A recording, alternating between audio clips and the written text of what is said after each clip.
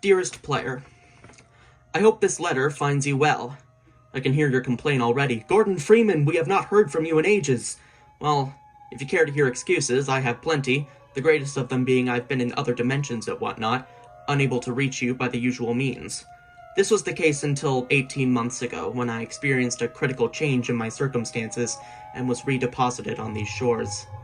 In the time since, I have been able to think occasionally about how best to describe the intervening years, my years of silence. I do first apologize for the wait, and that done, hasten to finally explain, albeit briefly, quickly, and in very little detail, events following those described in my previous game, referred to herewith as Episode 2. To begin with, as you may recall from the closing paragraphs of my previous missive, the death of Eli Vance shook us all. The Resistance team was traumatized, unable to be sure how much of our plan might be compromised, and whether it made any sense to go on at all as we had intended. And yet, once Eli had been buried, we found the strength and courage to regroup. It was the strong belief of his brave daughter, the feisty Alex Vance, that we would continue on as her father had wished. We had the Antarctic coordinates, transmitted by Eli's longtime assistant, Dr. Judith Mossman, which we believed to mark the location of the lost luxury liner Borealis. Eli had felt strongly that the Borealis should be destroyed, rather than allow it to fall into the hands of the Combine. Others on our team disagreed, believing that the Borealis might hold the secret to the revolution's success. Either way, the arguments were moot until we found the vessel. Therefore, immediately after the service for Dr. Vance, Alex and I boarded a seaplane and set off for the Antarctic. A much larger support team, mainly militia, was to follow by separate transport. It is still unclear to me exactly what brought down our little aircraft. The following hours spent traversing the frigid waste in a blizzard are also a jumbled blur, ill-remembered and poorly defined. The next thing I clearly recall is our final approach to the coordinates Dr. Mossman had provided, and where we expected to find the Borealis. What we found instead was a complex fortified installation, showing all the hallmarks of sinister Combine technology. It surrounded a large open field of ice.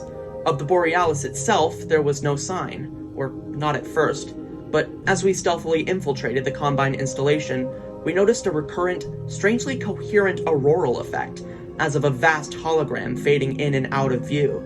This bizarre phenomenon initially seemed an effect caused by an immense Combine lensing system.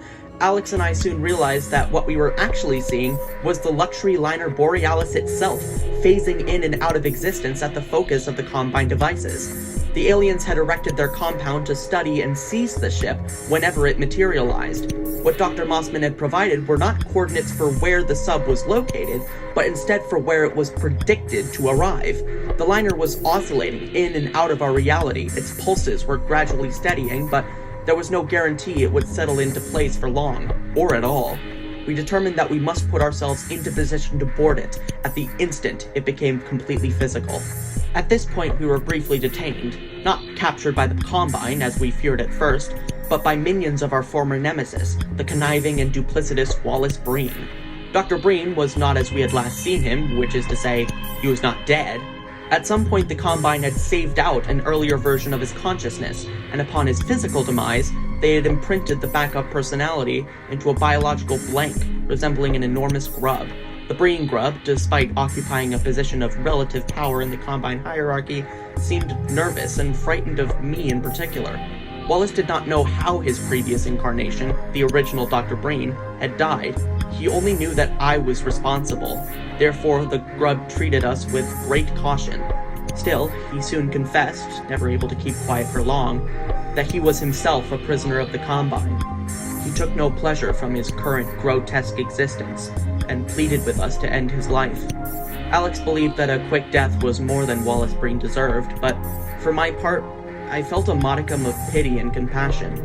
Out of Alex's sight, I might have done something to hasten the grub's demise before we proceeded.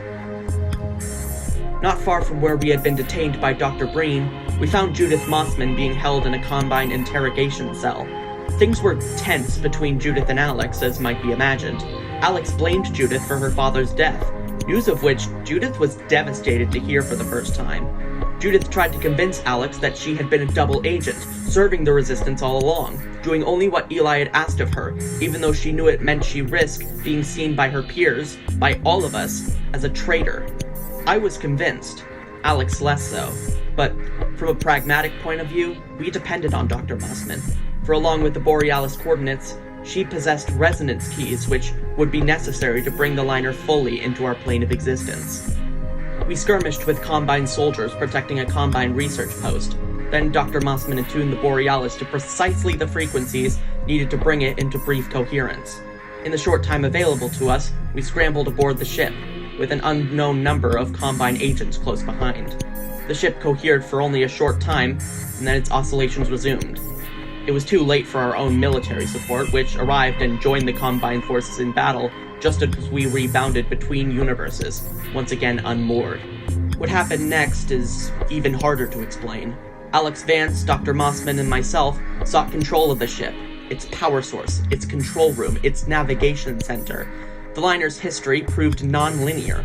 Years before, during the Combine invasion, various members of an earlier science team, working in the hull of a dry-docked liner situated at the Aperture Science Enrichment Center in Lake Huron, had assembled what they called the bootstrap device. If it worked as intended, it would emit a field large enough to surround the ship. This field would then itself travel instantaneously to any chosen destination without having to cover the intervening space. There was no need for entry or exit portals or any other devices. It was entirely self-contained. Unfortunately, the device had never been tested. As the Combine pushed Earth into the 7-hour war, the aliens seized control of our most important research facilities. The staff of the Borealis, with no other wish than to keep the ship out of Combine hands, acted in desperation. They switched on the field and flung the Borealis towards the most distant destination they could target, Antarctica. What they did not realize was that the bootstrap device traveled in time as well as space, nor was it limited to one time or one location. The Borealis, at the moment of its activation, was stretched across space and time, between the nearly forgotten Lake Michigan of the 7-hour war and the present-day Antarctic. It was pulled taut as an elastic band, vibrating, except where at certain points along its length, one could find still points, like the harmonic spots along a vibrating guitar string. One of these harmonics was where we boarded, but the string ran forward and back in both time and space, and we were soon pulled in every direction ourselves. Time grew confused. Looking from the bridge, we could see the dry docks of Aperture Science at the moment of teleportation, just as the Combine forces closed in from land, sea, and air. At the same time, we could see the Antarctic wastelands, where our friends were fighting to make their way to the Protean Borealis, and in addition, glimpses of other worlds, somewhere in the future perhaps, or even in the past. Alex's crew convinced we were seeing one of the Combine's central staging areas for invading other worlds, such as our own. We meanwhile fought a running battle throughout the ship, pursued by Combine forces. We struggled to understand our situation and to agree on our course of action. Could we alter the course of the Borealis? Should we run it aground in the Antarctic, giving our peers a chance to study it? Should we destroy it with all hands aboard, our own included? It was impossible to hold a coherent thought, given the baffling and paradoxical time loops which passed through the ship like bubbles. I felt like I was going mad, that we all were, confronting myriad versions of ourselves in that ship that was half ghost ship, half nightmare funhouse. What it came down to, at last, was a choice. Judith Mossman argued, reasonably, that we should save the Borealis and deliver it to the Resistance, that our intelligent peers might study and harness its power. But Alex reminded me she had sworn she would honor her father's demand, that we destroy the ship. She hatched a plan to set the Borealis to self-destruct, while riding it into the heart of the Combine's invasion nexus. Judith and Alex argued. Judith overpowered Alex and brought the Borealis area, preparing to shut off the bootstrap device and settle the ship on the ice. Then I heard a shot, and Judith fell. Alex had decided for all of us, or her weapon had. With Dr. Mossman dead, we were committed to the suicide plunge. Grimly, Alex and I armed the Borealis, creating a time-traveling missile, and steered it for the heart of the Combine's command center. At this point, you will no doubt be unsurprised to hear a certain sinister figure appeared, in the form of that sneering trickster, the G-Man. For once, he appeared not to me, but to Alex Vance. Alex had not seen the cryptical schoolmarm since childhood, but she recognized him instantly. Come along with me now. We've places to do and things to be, said the G-Man, and Alex acquiesced. She followed the strange gray man out of the Borealis, out of our reality. For me, there was no convenient door held open, only a snicker and a sideways glance. I was left alone, riding the weaponized luxury liner into the heart of a Combine world. An immense light blazed. I caught a cosmic view of a brilliantly glittering Dyson sphere. The vastness of the Combine's power, the futility of our struggle, blossomed briefly in my awareness. I saw everything.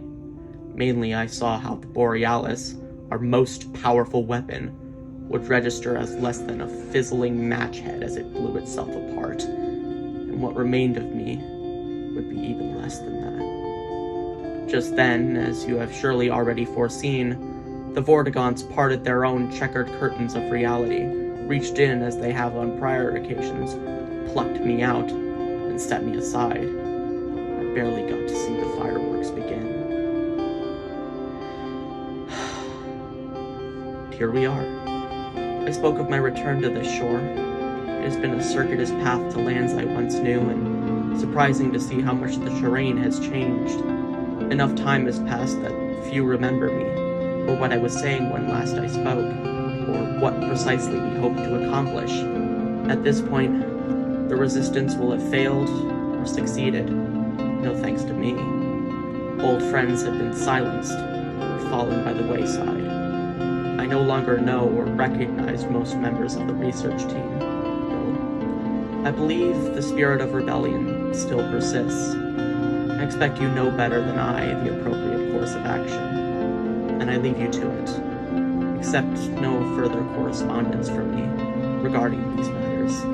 This is my final episode. Yours in infinite finality, Gordon Freeman, PhD.